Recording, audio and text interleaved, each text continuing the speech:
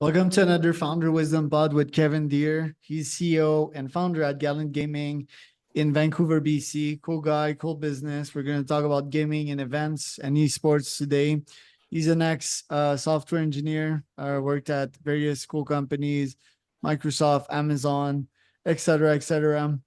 This pod is brought to you by podpire.com. It's my podcasting company. If you want to start your own pod and monetize it the unconventional way, you can go to podpire.com. Kev, welcome to the pod. Tell me a bit more about yourself, Gallant, and what you're up to nowadays. Hey, sup, bro? Super happy to be here. Thanks so much for having me. It's been awesome getting to chat with you over these past couple of weeks. Yeah, I run a really fun company called Gallant Gaming. We're an esports events agency. We run our own major tournaments. We get hired by people to run major events around the world. We build software to power and uplift the experience at these tournaments. And we provide gear rentals to events all across the world as well to make it possible for them to run their tournaments. And super excited to be chatting with you about something I love so much today. There you go. And a power user of Digley when you play Super Smash Ultimate. Tell us about like your childhood and how you first got in touch with gaming. For sure, yeah. I've been playing video games for as long as I can remember. I have like some of my oldest memories are me being like 4 years old, playing Smash Bros. 64 with all my cousins at a birthday party and that kind of vibe. I'm the younger brother, so you know, all those years entering my childhood, my brother and I would play Super Smash Brothers, and so my competitive entry into the esports scene started in high school. So I was in grade 9 and League of Legends had just been starting to get very, very popular. And so that's when I first started doing any sort of esports stuff. Is I started hosting League of Legends 5-on-5 events with friends in my high school.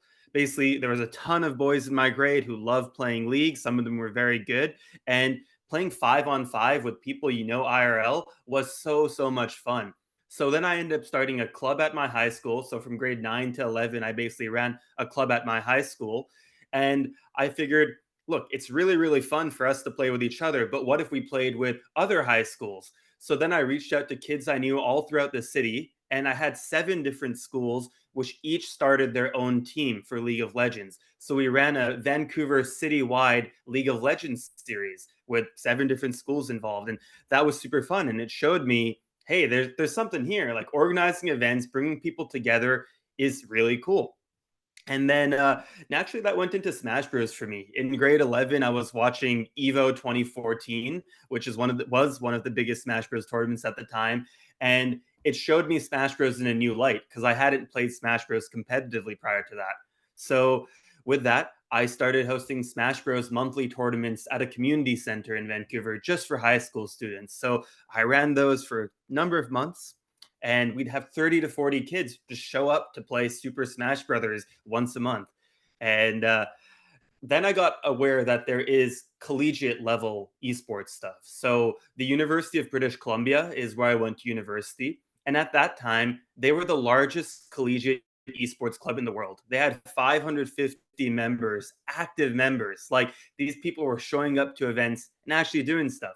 Um, so I joined the UBC Esports Association and started their Smash Brothers and fighting games department. And that was cool because it gave me inspiration and infrastructure to do this stuff on a bigger scale. So during my 4 years in university is when I really learned the ropes of how to do things on a bigger scale. Battle of BC, which is Gallant Gaming's flagship tournament. It's going to be 3,000 people this year at the convention center. Started out when I was in first year in university. It was a 450 person 1 day tournament held at the Student Union building. And during my years, every year of university, that tournament grew and grew and grew. 450, 700, 900, 1200, 2000, and now 3000. And so, yeah, that's kind of where my esports journey was over the years. When it went professional for me was I went full time on Gallant in September of 2023, so just a couple months ago. But how I decided to come to that was actually during the COVID pandemic. It's pretty bold to start an events company during a pandemic when in person events are at a standstill. But there was a new door opened during the COVID pandemic of being able to run online events. And so I wasn't able to run anything in person. I lost a significant part of my life when I wasn't able to be hosting these events and bringing my community together and seeing people. But with the advent of online gameplay, I said, hey, I know how to run an event. I know how to bring people together. Let's take that same formula, but apply it online with all of the bells and whistles as if we were doing an in person event. And so January 2021 is when Gallant Gaming officially launched, and our launch event was called the Gallant Melee Open Series, which was the premier online Smash Bros. Melee tournament series, and just kind of grew from there. Fascinating. Do you practice physical sports too? Yeah, I mean, at the moment, I just weightlift and train like that. But in terms of having experience with physical sports, I played soccer throughout most of my childhood, football for those who are European. I played Mhm. soccer for a number of years. Actively competing in any sports at the moment or in recent years, not so much, just casual. I play casually badminton. But I have definitely found that it takes the same part of my brain. And honestly, my skills from Super Smash Brothers and getting good at Super Smash Brothers translate into most areas of my life. I know how to train at something, how to break something down in ways that I can assess myself. In addition to being an organizer, I try and be a top level player. I'm pretty solid at Super Smash Brothers. I practice on a very regular basis. I travel to compete in addition to organizing events, and it's it's very, very challenging.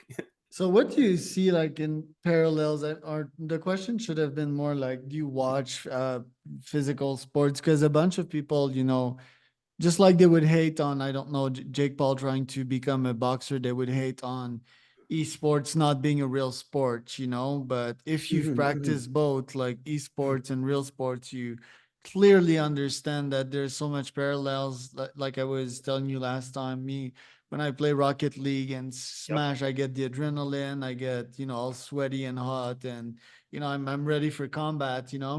Um, and also watching the thing is quite entertaining. There's team play and there's everything you'll find in real life sport. Plus, it's scalable. You can play anywhere. You can play in team, and yeah, there's just unlimited challenges, and you have full control of the environment online, right? Through software, it's more scalable than building a new type of sport, a new type of terrain, and an infrastructure. So the question is, where do you see esports growing in parallel to real sports, like football, like hockey? Do you see it gaining the same popularity and the same masses as these sports that have an historical presence? Yeah, I definitely do see esports continuing to grow in the direction of getting the level and scale of viewership and attendance base and fan bases as traditional sports. And we're already honestly starting to see that, right? When you look at the stats for the viewership on events like the League of Legends World Finals and, even the Dota, the International, or the CSGO majors, all of these actually do have comparable viewership to major sporting events, right? Like, honestly, I think more people watch League of Legends than watch, say, American baseball. But the amount of money in the MLB versus the LCS is not even comparable generally. So yeah, I do. I don't think it needs to be a competition, and I think like between sports and esports, and I think that's kind of where a lot of these people get in the weeds of it. Like, oh man, you guys are gonna stop playing physical sports so that you guys can sit in your mom's basement and eat Cheetos and play Counter Strike till 3 a.m. And that's really not what it is, right? Both can coexist. Both take a level of practice, dedication, and sport the same way. I'd say for people who are, anti esports in that regard, I'd say looking at chess and poker and games of strategy like this is the best way to approach it, right? They would give that same level of respect to a top level chess player. And I'd say the same thinking, same mindset, same skill sets apply in a game like Super Smash Brothers as well. Um, we're also seeing some mainstream adoption, right? We're seeing the Olympics starting to pick up esports adjacent stuff. We're starting to see global federations coming into the play to create infrastructure around esports. So I think the future is very bright for where it's going to go. And, you know, even though esports has now been around for decades at this point globally, we're still just at the infancy of where it can and will go. Yeah, I got some more thoughts, but if you have some other question there, you can feel free to jump in. But otherwise, I'd like to also just point out, seeing esports and where it's at in other countries, like in South Korea, is actually a really good example for some of the people who have their doubts about where it can go. South Korea has had esports since late 80s, early 90s with Starcraft, right? And they have massive arenas that on a weekly basis get filled up by fans, sold out tickets, and a whole respected culture around it, all around the country, where everybody kind of has an idea of what's going on. The League of Legends World Finals recently took place in Korea, and everybody in the country knew they were going on. You could go and get a coffee and talk to the coffee shop person, the barista, about what's going on with League. You could go get a haircut, and the 45-year-old man who's cutting your hair would ask you questions about League of Legends, and that's the level it's at there. And so it's precedented already. And I hope that one day we can have that more normalized even here in North America, and we're starting to see it. Why do you think it's taking more time? Isn't it a cultural motive more than any other thing while it's why it's catching up in these countries? Is Japan the same, by the way? Because Japan is like tech forward as well, plus have huge fandom for everything that's digital. So why do you think this is catching up and in other countries it's slower? Or do you project that it will catch up 100%? I do see it catching up in North America. I think Japan is similar to Korea in that gaming and esports is just a very accepted part of their culture and is everywhere. Gaming is very much everywhere and understood the appeals of gaming in the Japanese society. Korea, the way Korea kind of all of this happened was they understood it. It has its merits from a really, really early on time. And it had a lot of investment from those tech companies when Korea was taking the leap forward of, hey, the way we're going to grow our country is being a tech forward country back in the day. That's when they adopted it. The origin of esports is in internet cafes. Back in the day, Korea opened a ton of internet cafes called PC Bongs all around the country, and most people didn't have money to have a computer at home. So they would go to internet cafes and play there. And naturally, you have a bunch of youth at an internet cafe playing video games. They're going to want to compete. So then they started having tournaments at these internet cafes. And these internet cafes were owned and operated by companies like Samsung, LG, and these big tech manufacturers who also saw, hey, these people, they really care about this. They see the passion and competition. And that's how it grew in Korea from such an early age, is that they saw in the 90s even that people are really passionate and they understood it. People are starting to understand it more in North America. I actually attribute a lot of the growth that esports has had in North America in the past decade to games like Fortnite and Minecraft that brought gaming to everyone, where children were starting to explain to their parents, hey, I love Fortnite, I need Fortnite monies, this is what Fortnite's all about. When we had players like people like Drake playing Fortnite on stream to millions of viewers, that's when I knew, we've really penetrated into the normie base, the everyday school kid. Now, if I go and talk to some sixth grader, fifth grader about esports, about being a pro gamer, they would get it. They wouldn't be like, oh my God, I can be a pro gamer one day. That's a real job. No, they would say, oh yeah, I love Ninja. I love Dream. I love these popular streamers that they watch. These kids aren't watching television every day. They're watching YouTube videos of their favorite streamers, right? And these personalities. And so this mainstream adoption is what it's going to take for esports to get to that next level. And we're starting to see that mainstream adoption has happened now in North America. So as this next generation of people grow older, I think that's where it's going to hit, and it will. Right. I'd agree with that. You organize like these big events. How do you find these sponsors? Because you got big name in there. You have Red Bull and a bunch of others. So what's your technique when it comes to finding these great sponsor to actually make these events economically feasible? For sure.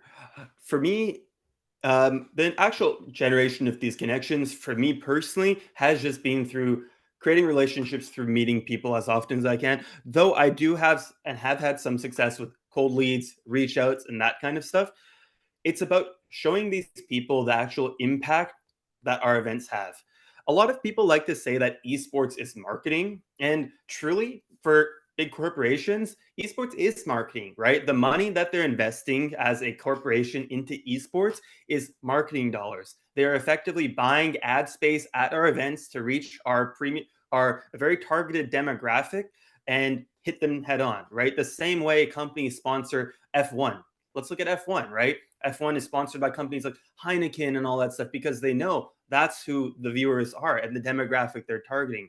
And with esports, we have a very concentrated demographic, 18 to 30-year-old males who are tech forward, who have disposable income, who are interested in this space. If you're trying to sell a gaming keyboard, you're not going to go to a senior's home and try and sell it to some 70-year-old old man. Hey, look, buy this gaming keyboard. No, you would sell it to somebody who would be more easily influenced. And so that's how we're able to position our community and our demographics so well to them is, hey, these are people who are genuinely interested and passionate about your products that you're selling and are your demographic. And for them, the cost and return on investment in investing into an event like ours versus investing 50 grand into some YouTube marketing campaign or some generic ad campaign is so different. The return on investment and also the direct connection is also a really big thing. In an event space, you can actually engage directly with these attendees. You can have face-to-face conversations. For a brand like Red Bull, you can put cans in hands, right? That's what really sells your product, is creating these relationships with this demographic and with this community and showing this community as well. The esports community is very, especially the Smash Bros community, is very receptive and embracive of people who come and support the esports scene, right? So if your brand is supporting and actively helping and bettering and contributing to our community and to growing our space, we give them the hug of love back, right? We know that they're generally going out of their way to support our scenes when, usually at the big top guys, their corporate people, they're having to convince their higher ups that, hey, this is what we should invest into. So our scene generally gives back to them as well in that way.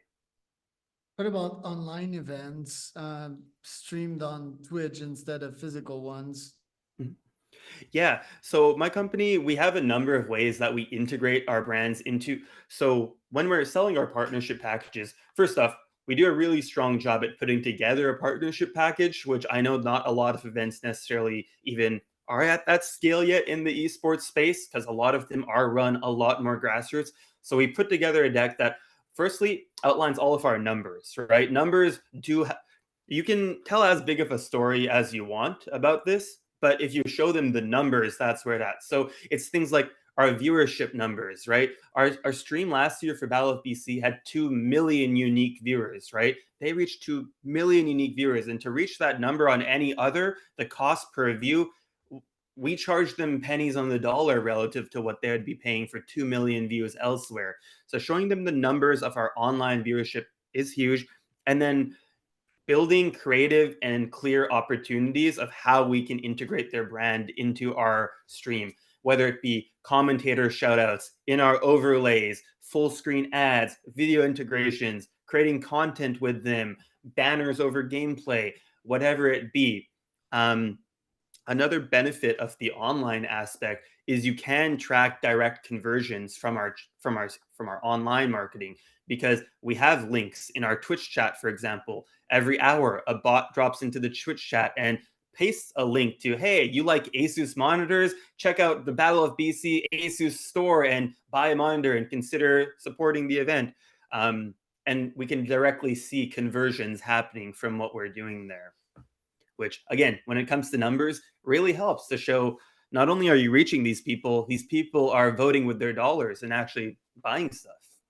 Right. What are your top goals for this year? What would you like to focus on? This year at Gallant, what we're really focusing on is expanding the number of first party, high quality events that we're running. So I've mentioned Battle of BC is our major in person event that we've been doing annually, but we're trying to create other events that can hopefully grow to being on a similar scale of Battle of BC. So we have three other in the pipes first party events that are between 1,000 to 2,000 attendees in other cities around North America. I'd also call out part of the secret sauce here as well, which I don't know. I'm sharing a lot of secret sauce here with you, Charles, but one of them is when it comes to events, these events have significant amount of economic impact on the cities we host them in, right? These people are flying out, buying hotels, spending money in your local economy by going to restaurants and local businesses and all that kind of stuff. It adds up a lot. If we can bring 1,000 people to a random city in North America, that city would love it. So that's part of the expansion goal here as well, is create more and more of these relationships with cities who want to attract esports events, because a lot of them are becoming wise to it. They understand that esports events are a way to bring people to your city. And so we have partnerships with the city of Vancouver, with the city of Surrey, with a couple cities throughout North America that we're leveraging.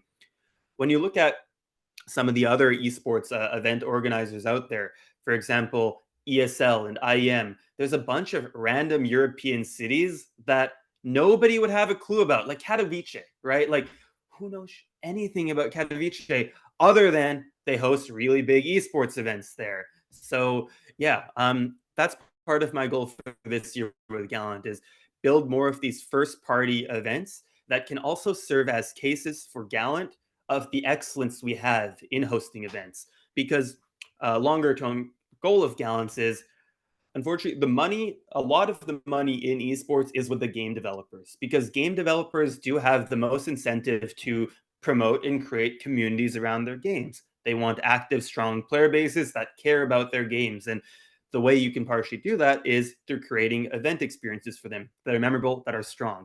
And so at Gallant, our events, our first party events, are effectively case studies for Gallant being able to run these amazing scale, unique events that hopefully game developers would look to hire us towards running as an agency for them. Because most of these tournaments that game developers are running are not run by them themselves. Or if they are, some of them are questionable. So bringing in our expertise at what we do best to help them grow what they're doing is kind of where Gallant wants to go. So first party events and contract opportunities with game developers are things that we really want to expand on. And it seems that you like organizing events sometimes to sponsor causes, like mental health, for example. So why did you choose that cause? Gaming for Heart or something like that you Yeah, started? play with heart. Play Yeah, with yeah, Heart. yeah. Why did you started that, and why that cause precisely? Yeah, I think that in our space, as I had mentioned, our demographic, a lot of 18 to 30-year-old males predominantly. And in this demographic, I think it's really, really important to promote things like mental health awareness. A lot of these folks are dealing with their own trials and tribulations, things like depression, anxiety, a lot of stress, and having and making it more open of a conversation around things like mental health is the way forward. For me, it's always so inspiring when I hear top level players in our community talking about their own challenges and what they're going through, because it promotes the dialogue. I don't want people to be, quiet and suffering in silence, right? You need to know that you have a community of people around you who are here to support you, who are here to have those conversations. And Play with Heart was also an excellent opportunity for us to expose people to the idea of talking to a professional. We had on site therapists available that you could have. A lot of people that day had their first chance to talk to a professional therapist, because most people are intimidated by it, right? Booking a therapy appointment, going to your therapist, all of that stuff, especially for someone who's already in a position of anguished mental health or decreased mental health, is a hard step and hard mountain. So by bringing it to them, by putting it in this space for them, it made it a lot easier and a lot more approachable to open those dialogues. It man, where can people find out more about you, Kev? Yeah, so my personal Twitter is at Reindeer, Reindir. And then Gallant Gaming, we are at Gallant Gaming on all socials. We're on Twitter, sorry, X. Are people even calling it X? We're on Oh. X, Instagram, YouTube, a plethora of places. And I encourage you all, if this releases before then, to check out Battle of BC. It's going to be happening March 29th to 31st. The stream is going to be going on all weekend long. Smash Bros, Pokemon, Tekken, Street Fighter, the works. It's going to be a great event. And if you're in the Vancouver area, definitely drop by in person if you can.